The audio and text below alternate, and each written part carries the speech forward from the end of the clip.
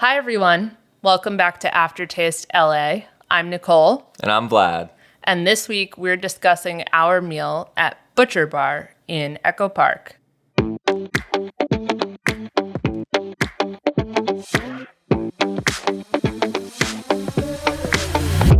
Butchr Bar opened in August 2024 in Westlake Echo Park. It is part wine bar, part butcher shop. Tyson and Bridget Blackney own it. They come from Australia. They have a wholesale butchery program that they've also brought over from Australia, featuring their amazing beef from Australia.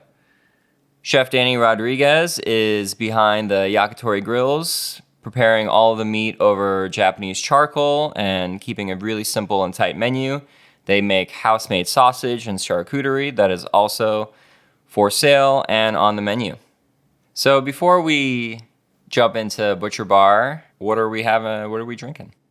We are drinking Fernet Branca. Classic aperitivo. Classic Fernet. Just the straight stuff. Yeah. I love Fernet only if it's ice cold from the freezer. Cold glasses. It's kind of a rite of passage in the food and beverage industry. Tell me more about that. I didn't really know that was a thing. I think that, we all grew up on Jaeger and then grew up and Fernet just took over. We meaning the staff. We meaning the food and beverage industry as a whole, and I think just overall drinking society and what people are enjoying has changed a lot, and Amaros are extremely popular now. Fernet is kind of the, closest thing I would compare it to a Jaeger, which is super minty, super intense. If you are really, really full, take a shot of this, you'll feel less full. You will feel better. Yes. Yeah. But sipping it ice cold over a good conversation, not a bad way to spend your time. Personally, I think I'm partial to having it in a cocktail. It is a bit much on its own. However, the few times that we've had the good fortune to take a shot of Fernet with our bartender or other person who has been serving us and, we've had a rapport with, that's been a lot of fun. I think it's safe to say if your server or bartender is offering to do a shot with you, a Fernet, that means that you're kind of in. Yeah, they like you. You have to be. They want you to be a regular. They want to see you come back, and they're excited to be doing this shot with you. And you can't force it. It has to be organic. Absolutely. I think oftentimes, we always give away that I'm in the industry, but even if we don't, based on how we normally order, it's kind of a given. Okay, these people, they know their food. Yeah, they know how to eat. They know how to drink. Yeah, and that usually means we need an Amaro or some sort of digestif to help us get up from the restaurant. Do you think that we would be getting those things if they didn't know you were a chef? I think we would be getting them less. Yeah. And especially, I don't know what kind of notes they have on Resi and Open Table on their end. I don't know what it says, because I'm pretty sure Resi has notes on all the guests, the analytics. It's a great tool. Mm-hmm. So it might say, former chef of this place, or they kind of know who I am at this point. So there is a little bit of extras here and there. Not too much. Yeah, no. I not feel like it's sounding either. like we get it all the time. It's pretty rare. I think it's mostly if we build a rapport with the person or people that are serving us and they want to do something nice. That's how it happens. I don't think it's because we're VIP or anything like that. No, yeah.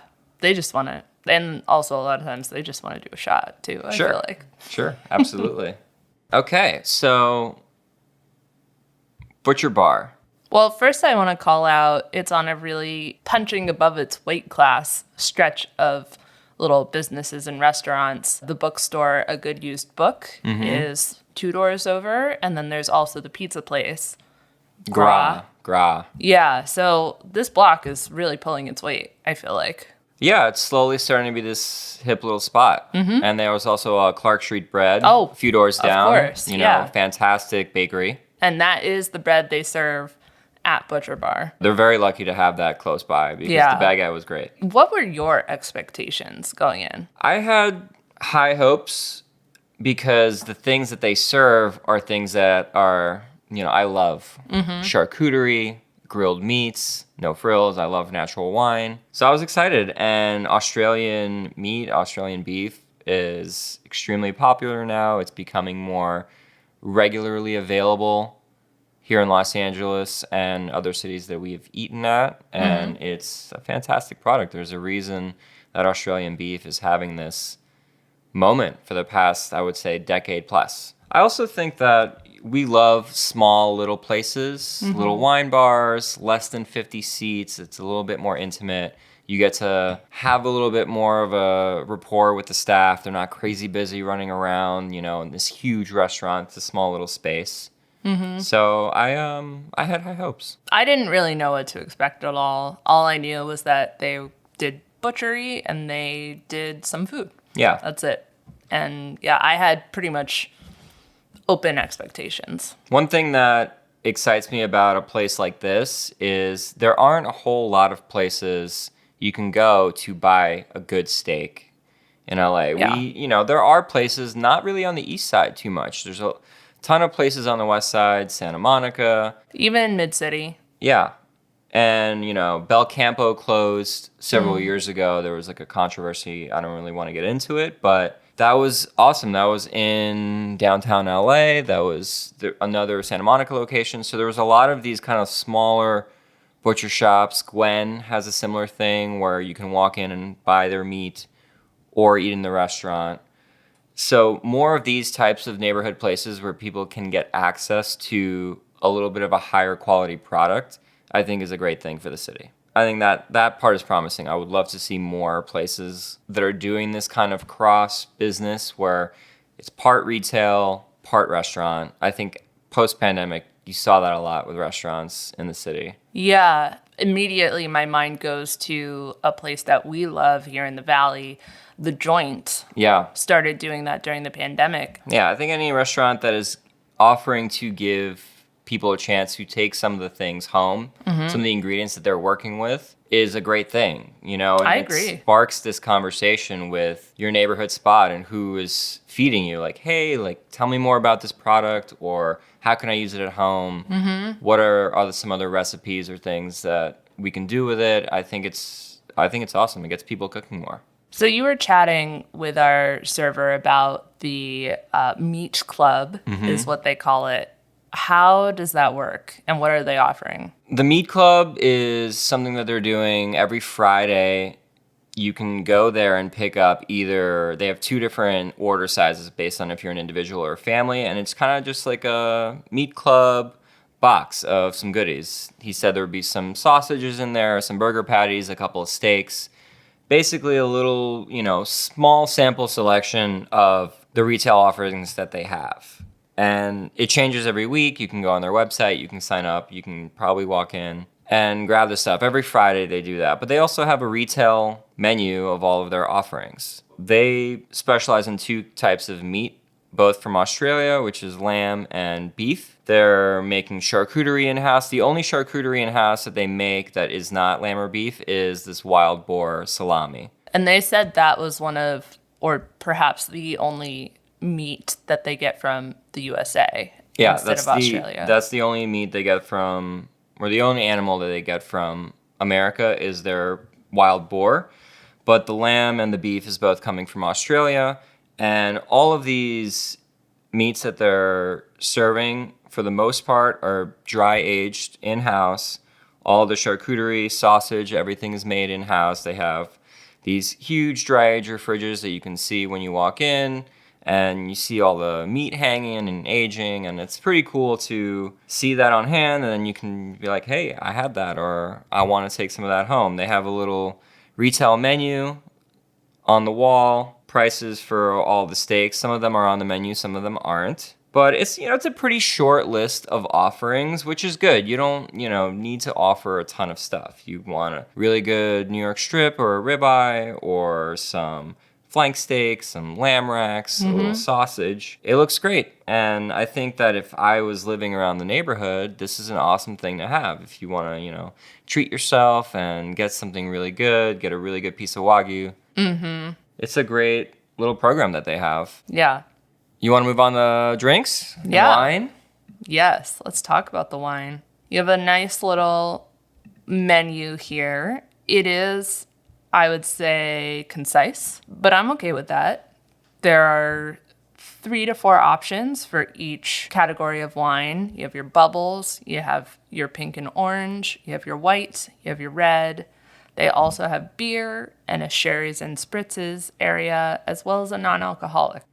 So a nice plethora, fulsome. Yeah. I think just kind of a really simple wine bar. The Jungle Juice chilled red was really tasty. The Pinot Noir, and we had some sparkling Chardonnay to go with the steak, which both paired really, really well. Yes, they did. And I thought that our server/bartender did a good job directing us in good directions. Yeah. We wanted to get the Cab Franc, but we did not want to commit $100 to a bottle. We didn't want to drink a whole bottle. Also that.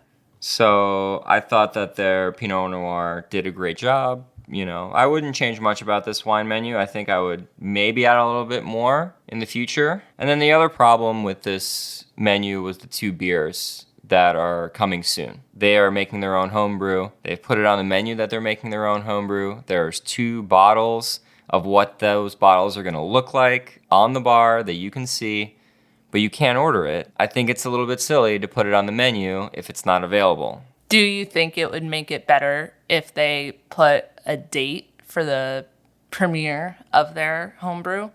No. No. I think it's cool to get people excited about this homemade stuff that they're making, but do that on your Instagram or your social media feed. You've already gotten me in the door. You don't need to get me excited to come. Mm-hmm. And a homemade beer at a wine bar isn't really going to entice me to come back and try it. Maybe on the Instagram, they catch me like, coming next week, our home brew is finally ready. And then I'm like, ooh, let me go back and maybe have some of it, have a little meat, what have you. But I don't know. I think that restaurants should not put something on the menu that isn't available to order. And you shouldn't have it on display, Yeah, it was a bummer. And rent. On to the food? On to the food. What'd you think of this menu? Concise. It looked like a wine bar menu. I think, I love the charcuterie and cheese section. They have all of these meats that they're making in-house. You see the steakhouse grill offerings. They have a burger. And these small snacks. But they don't have any entrees or sides, which is odd for a place that pretty much only serves steak. Yeah. There's some lamb sausage and there's a burger as your other 2 options. But it's a place called Butchr Bar, so clearly if you're a vegetarian or a vegan, you're not coming here. There's a salad or 2 there if you want, some asparagus. But it's just the meat. And there's no sides, there's no fries. The way that I see them operating and what the kitchen looked like, it doesn't seem like they have a whole lot of equipment. Yeah. All the steaks and meat are being prepared on these small yakitori grills with Japanese charcoal, which I love. I think that's awesome. I think it's really creative use of this really small space, but they don't have a deep fryer because it says on the menu, we don't have fries, don't ask. They have space. They can offer fries. They don't want to, but if you're going to have a burger and a bunch of steaks on the menu and not have a single potato, yeah, there's a little bit of a problem. At least, I don't know how they do it in Australia, but definitely here in the U.S., that is we're meat part and parcel. Yeah, we're a meat and potato country. Okay? I mean, even the French know. Steak free. I just, you can't be a steakhouse and not have any sides. Yeah, it's kind of crazy. I love the snack area because if it's a wine bar and that's what we're going to, and there's all these little snacks and bites and things, and it pairs really great with the wine. There's a whole cheese and charcuterie section. I think that's great. I think that this menu is half finished. Yeah. Or at least give me 1 entree that you can prepare that isn't meat. Or a starch, any starch. Yeah. You can do a baked potato. If you don't want to invest the space in a tabletop deep fryer, which they could totally do. They don't have a lot of seats. So kitchen-wise, they can accommodate doing this. They just have chosen not to for whatever reason, and that's a little bit of a bummer. You know, I left the meal feeling a bit, not really like satiated all that much. I was missing the starch. Yeah, it's hard You to know? have a full meal. Yeah, we had a little bread, but I think it needs a little work. At least, you know, a couple of side dishes. It's almost weird that this middle section, meat for the grill, the larger format steaks are on this menu at all. They're the part that doesn't stand out, which is weird because that's what they do. I agree. You're almost kind of gravitating away from them because they have a grilled asparagus. I can pair a steak with that or a salad. But other than that, there's nothing I could really pair this steak with. Like, this is kind of like, if you want to experience our meat, here it is. Yeah. But I was left wanting more. I also was a little bit disappointed. We had seen previous versions of this menu that had this fermented tomato dish. It's a photo on their website. Yeah. It looks really awesome. We love fermented things. Gorgeous. And they didn't have it. And we're in the heart of tomato season, so I don't really see a reason why they don't have it. If you have a fermented item on the menu, you just need to know what your schedule is like for the fermentation process, so you always have some available that's ready. Maybe you have it on the menu, you run out, you have to take it off the menu for a few weeks. Could be that's what happened, but that was a bummer. We ordered the 3 charcuterie, 3 cheese and condiments. We got a couple steaks. We got a couple snacks. One thing that annoyed me, we were deciding which meat we wanted for our cheese and charcuterie, and we were thinking we're going to do the choice of 3. We're going to do 2 meats and 1 cheese. We were informed we cannot do that. We can choose 3 out of the 7 or 8 charcuteries, and then if you order the cheese, you have to get all 3. Or you order them individually. Yeah, you order them individually. Right. Or they have this 3 charcuterie, 3 cheese option, which is, you know, the best deal here obviously is getting the 3 and condiments, which is what we did. We had the lamb culatello, the boar salami, and the lamb salami. I don't understand why they wouldn't let us do the 2 and 1. Well, I'm like, the choice of 3 charcuterie is $30. Choice of 3 cheese is $34. Couldn't they make it $32 and do mix and match? That would be so much easier for everyone involved. And even asking them, they were confused about what I was asking. And I thought I was pretty clear. And I feel like it's normal that you would want some meat, some cheese. Yeah, you want a little of everything. Yeah, a little of everything rather than 3 meats or 3 cheese. Yeah. Kind of feels like they're pushing you towards the 3 and 3. Yeah, they would definitely want you to do the 3 and 3. Then they've made it, you know, if you get 3 meats and 3 cheeses, it's $64. It's $56 if you do this combo thing, right, which is substantially cheaper. It's definitely the best deal. Yeah. But there's no reason for them to say no to that request. It doesn't make it more difficult for them. I don't think it would affect their numbers. You know, as a guest, that was not great. Yeah, it didn't feel nice. You know, there are things that you can say no to if it's more difficult for the kitchen, if it fumbles up the service, whatever the case may be, or like you've allotted a certain amount. With this, like, they're kind of slicing this meat that they make to order. They don't have any real reason to say no other than we don't want to do it that way. Especially for a party of 2 people. Sure. It makes it such a huger platter. Yeah.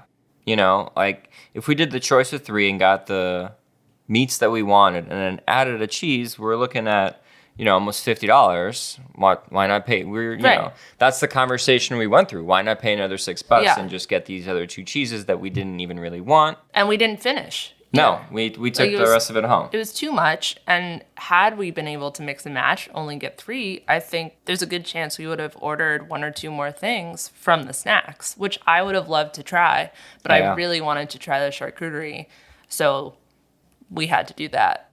Yeah, I mean, maybe they improve that in the future or more people complain about it, but there's a lot of ways to just give the guest a little bit more freedom to choose what they want. Let's get into these snacks. Yeah. Which we really enjoyed. You know, we got the lamb tartare. It's really cute, small wine bar portions. You got 2 little pieces of baguette with this kind of spicy, kind of sweet lamb Really, intense umami flavor, really tender, not too gamey. It was a really lovely bite. It paired perfectly with the wine. Really good way to start the meal. And I would love to come back and order some of these snacks if I ever was in the area. And then we had the Cantabrian anchovies. Cantabrian? Well, who knows? Anchovies. They were anchovies. I think this is one of those things, if you don't like anchovies or you don't like things that are super salty or super intense, it might not be for you. We love this kind of thing. Yeah. So for us, this was great. Really salty, but really nice. And it's getting you really, really salivating. You really get hungry and thirsty and drink more. It's a smart kind of, it almost reminds me of tapas, little wine bar menus that they are doing. That's kind of the style, like small bites. Not necessarily shareable. You get 2 per order, which there was 2 of us, so they didn't tell us. But if you're with a group of 3, you might need to order 2. If you're with a group of 4, you're going to have to get 2 each so everyone can have a bite. They're not really big enough to split. They are small. Yeah. But again, great things. If you're walking in there and you just want some wine and some snacks, this is just going to make your wine taste better. So we had our 2 little snacks. Then they brought us the cheese and charcuterie platter, which was really pretty and clean and simple. From the left to the right, we have the lamb salami, the lamb culatello, and the wild boar salami. And then on the top, the cheeses was a French crémeau, super, super creamy, a Roquefort, and an Italian harder cheese that was kind of like a pecorino. With the cheese and charcuterie came some jardinera, some, I believe it was sour cherry jam, and some toasted baguette. First thing that bugged me, they didn't give us any kind of tools or utensils for the cheese or charcuterie. Or like, we had to use a steak knife and our fork. Yeah. Give me a butter knife, give me a cheese knife, some sort of cutlery to help me pick this meat up. It was hard to pick the salami up with a fork. Yeah, I just went at it with my hands. I was like, I'm we not did, even gonna... but if you're with a group and you order this and you want to split it, it's just a little bit difficult to share and to spread the cheese onto your piece of baguette. The jam, how do you pick up the jam? Jam was hard. There's no spoon. Again, that's a really easy adjustment for them to make. The other thing about the jam is just plopped on the plate right next to the jardinera. Yeah. And I love both those things. Not mixed. Individually. Together, it was not pleasant. They were delicious on their own. Yeah. But they shouldn't be next to each other. You need a little bowl for the preserves. Yeah, 100% agree. A little spoon in there. Give me, make it easier for your guests. They've taken all this time to make all this house-made stuff. Yeah. Make these pickles, make this jam, present it really pretty and nice, and then they're missing these small little details that actually matter a whole lot. Yeah. Let's get to the actual flavor of their house-made stuff. First, would you please describe what is a lamb culatello? Yeah, so culatello is a charcuterie that is the hind part of an animal. Typically, it's with pork. This is actually the first time I've ever seen a lamb culatello on a menu. But it basically translates to nice ass. So, nice lamb, but super salty. So that's what culatello is. Normally, it's with pork. It's kind of like a prosciutto thing. It's supposed to be sliced thin. This was actually sliced a little thicker than what I'm used to for a culatello. It is lamb. They're going for a different vibe. It's kind of crazy. You can see the actual striations of the muscle fiber in this, which I thought was neat. I think that overall grade on their charcuterie program is pretty high. I think whoever's making this, they know what they're doing. They know their craft. All 3 of these were delicious, unique. The wild boar was definitely the most traditional, had a lot of fennel, a lot of black pepper. It just tasted like a really good salami. Yeah, both of the sausages were fantastic. I love lamb, but I didn't love the culatello. I think for the reason you mentioned of it being sliced thicker, it was a bit chewy for me. And even when I was combining it with the various sides that we were given with it or the cheese, I was just not quite able to overcome that. And it was slightly gamey, but not too bad. Very salty. Flavor-wise, good. Yeah. It's just that texture thing. Yeah, same with the lamb salami. I thought it was really nice texture. The culatello was the least favorite of everything on this plate. Yeah. But I think it's a really unique thing to see on a menu. I'm not upset about it. I want to try it again. I think they just need to slice it slightly thinner. Good flavor, though. Yeah. And then one other additional note or issue I had with this was I wanted a little mustard. I love some mustard with charcuterie, especially if you're going to present it in this manner. It would have been nice. Nice addition. I thought maybe they didn't have it, but then that ended up being one of the accompaniments for the steak. So that was a little knife to my heart. Yeah, they have it. They're just not giving it. Again, small little details that would make the guest experience just a little bit better, a little bit more.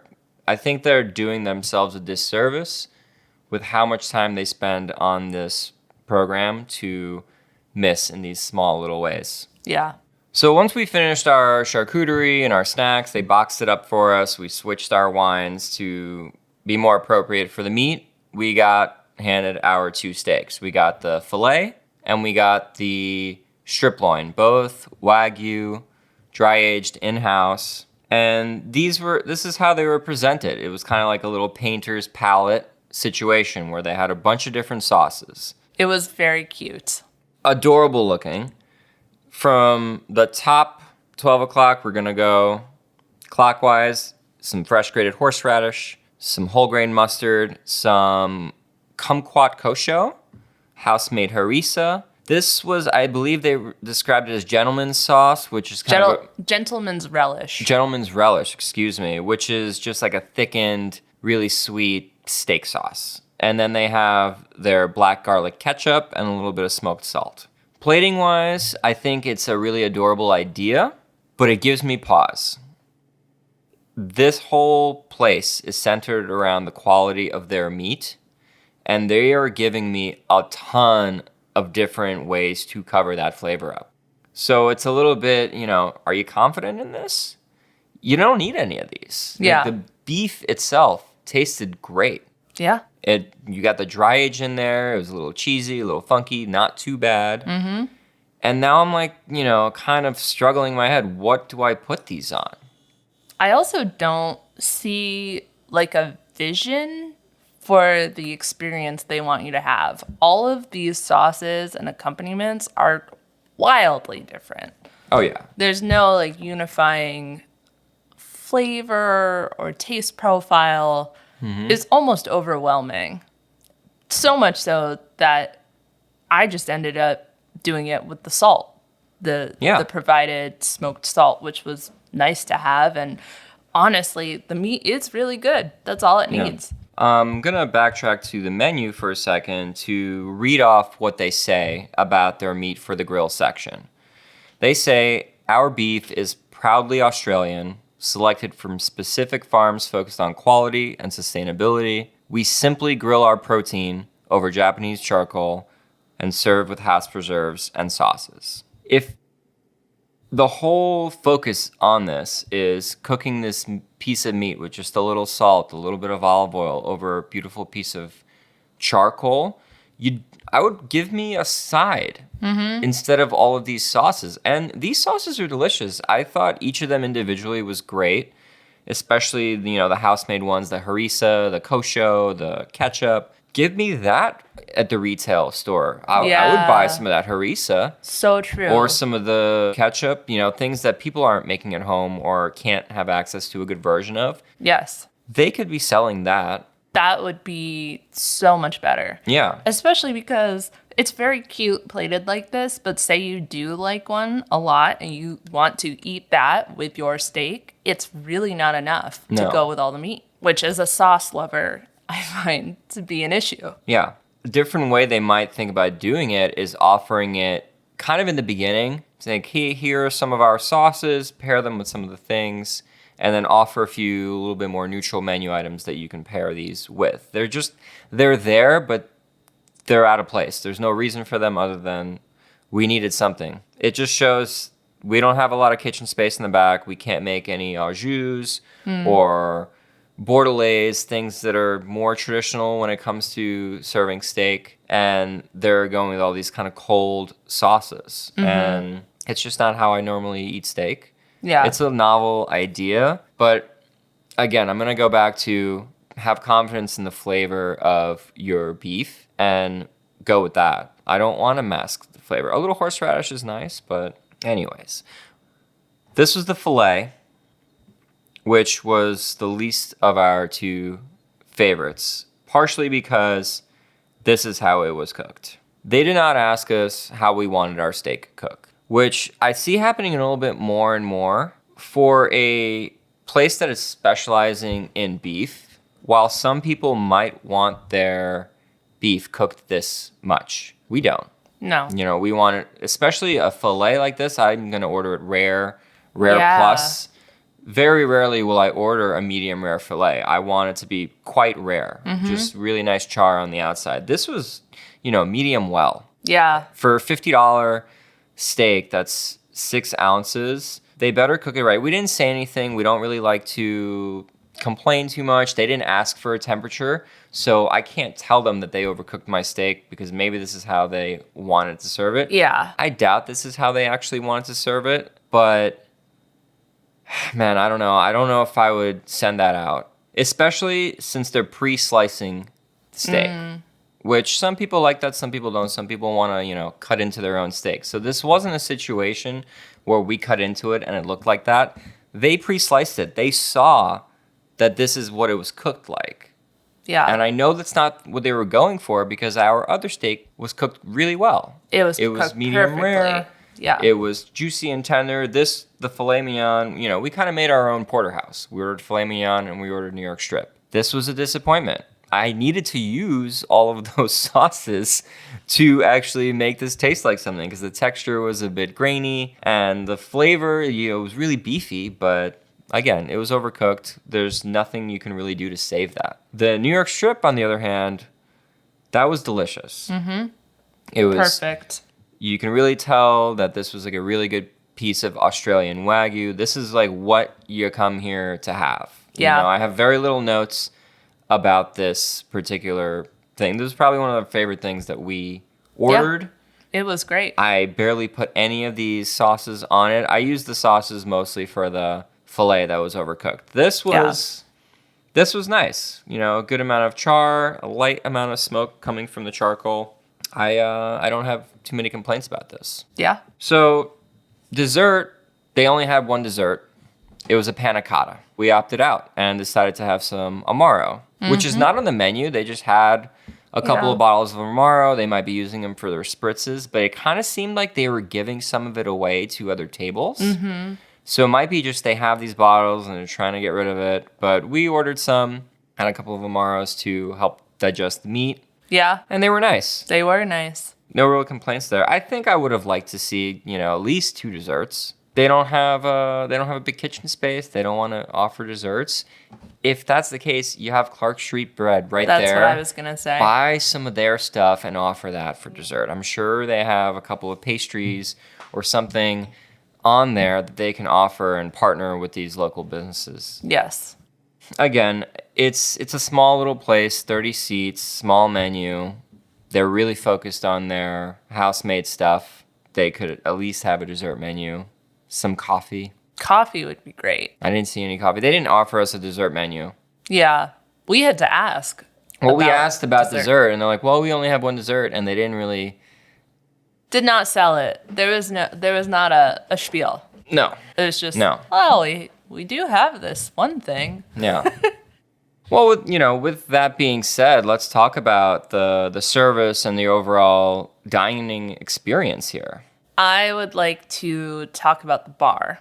Okay, the physical bar. The physical bar. We like to sit at the bar. We like to have a rapport with the bartender or server. We can watch the kitchen. They had the grill at the end of the bar. They had a little butcher counter at the end of the bar.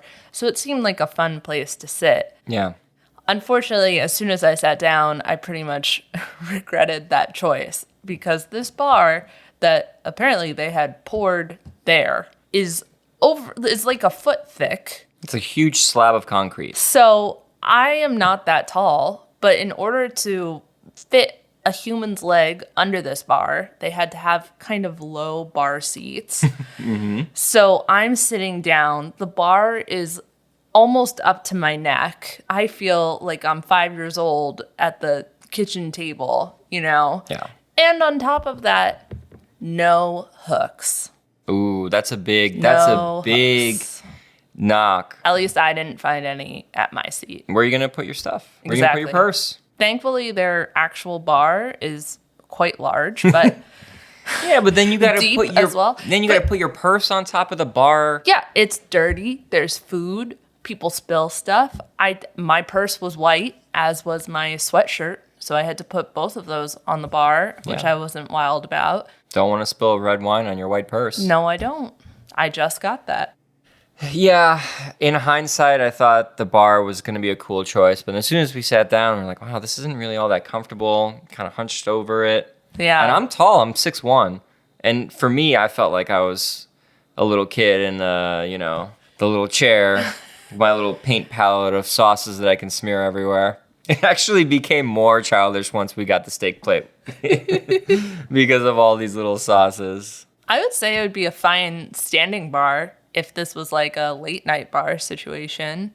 You could stand at it just fine. Make it a tapa. It would be a cool idea for this place is instead of this kind of sit down restaurant, you make it this tapas wine bar and you can sample like pieces of the meat. Like every glass of wine you buy, you can get like a bite of steak on like a baguette or something so you can sample. This is a showroom. Yeah. They're showcasing this beef that they are selling wholesale. It'd kind of be like the opposite of the wineries in Napa that are allowed to give you small food items to go with your wine, but like, Yeah.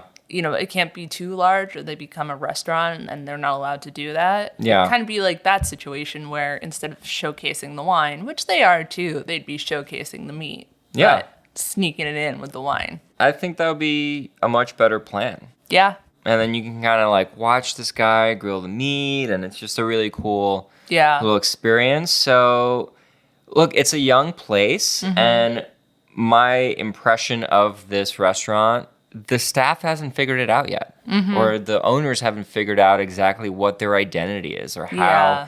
this restaurant works well. Yes. The service was fine, but there was a lot of staff. For a very, very small restaurant, there was maybe 20, 25 guests between the outdoors and inside. There was 6 or 7 staff members. Yeah. I thought that too many people asked us how we were doing in a row.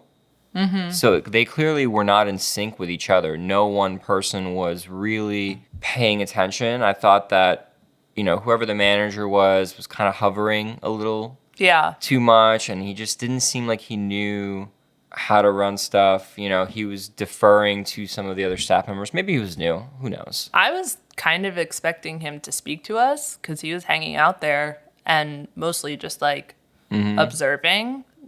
I feel like normally if you're just in that close proximity, you end up chatting. And he did a tiny bit, but there's no like, where are you guys from? Like, what do you normally like for your steak? Or like, where do you go? Where else do you like? Something like that. Just those small questions that grease the wheels of socialness. Yeah. I guess if you're a neighborhood place and you want to be getting to know your customers, it's not like I didn't feel welcome. I definitely felt welcome, and it was a warm, inviting place. I thought the space was really cute and kind of kitschy, but I don't know. I just don't think they have it all figured out. Yeah. I think there was the little thing with the choosing of the cheese and charcuterie that threw me off. There was some hits too. They had a really good, knowledge of the food, knowledge of the wine, good recommendations. Yeah. True. I thought our server bartender that we were mostly dealing with was helpful and probably the most experienced out of all the other staff that I saw. But he was also the only one really taking care of all the tables. It wasn't my favorite dining experience. I loved things about it, but I think there's things that they need to work on. Yeah. There's a lot of good things about this place, but it just seems a bit mismatched. Even the food and the menu seem mismatched. There's Yeah. some Italian stuff going on there. There's some French techniques. There's some Asian techniques. It's just kind of all over the place, and it doesn't have any identity other than the fact that they grill their own meat. So I think they need to play to their strengths. Yes. And stop shooting themselves in the foot with these small little issues. Yeah. With that being said, I think we're ready to give our verdict. Yes. Okay, so after a little bit of back and forth, unfortunately, the verdict for this restaurant is going to be one taste bud. I think if you live in the neighborhood and you want to buy some of their retail stuff, some of their sausages or their steak, I think it's a great place to stop in and do that. Maybe even have a glass of wine while you're doing it. Yes. But to go here and commit a Friday or Saturday night and have a full meal, not really my favorite choice, especially with some of the other great restaurants in that area. I think that it's going to be a skip it for me. Yep. I agree. I think if they go back and clean up some of the little mistakes that they made, find a little bit more identity in their menu, it could be a really amazing neighborhood spot. I just don't see it yet. Yeah, I think there's potential there, and they could totally achieve it. So with that being said, Butchr Bar, one taste bud. Until next time.